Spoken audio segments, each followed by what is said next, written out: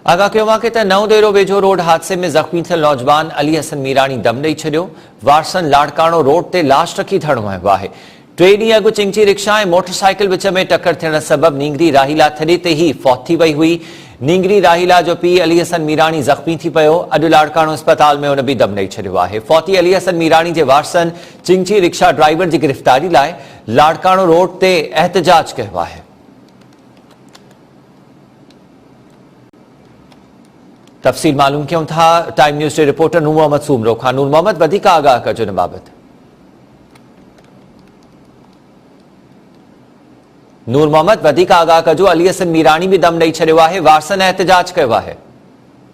जी बिल्कुल नौंदरो भरिसां गढ़ी खुदा बख्श रोड ते 3 ॾींहं अॻु मोटरसाइकिल ते वेंदड़ घर भातियुनि सां पेश आयल हादसे जो वधीक हिकु ज़ख़्मी अली हसन मीराणी लाड़काणो जी चाणका अस्पताल में ज़ख़्मनि जा सूर नसंदे फौत थी वियो आहे। 3 ॾींहं अॻु गढ़ी खुदा बख्श भुटो भरिसां मोटरसाइकिल जो चिंचीअ सां टक्कर थी पियो, जंहिंमें 5 महीननि जी ॿारड़ी राहीला थॾे ते ई फौत थी वई। संदर अमड़े वालिद ऐं ॾाढो ज़ख़्मी थी पिया। ज़ख़्मियुनि मां अली हसन मीराणी ज़ख़्मनि जा सूर नसंदे फौत थी वियो हुयो। जॾहिं त जेको ॾाढो आहे हुनजो लाल बख्श मीराणी हुनजो हिन वक़्तु लाड़काणे जे अस्पताल में इलाज हलंदड़ आहे। फौती जे वारसनि लाड़काणो सखर रोड ते रेलवे फाटक भरिसां लाश रखी धरणो आयो आहे। हुननि जो चवणु आहे त गढ़ी खुदा बख्श पुलिस 3 ॾींहं गुज़रण बावजूदि चिंची जे ड्राइवर खे हिन वक़्त ताईं गिरफ़्तार न करे सघी आहे।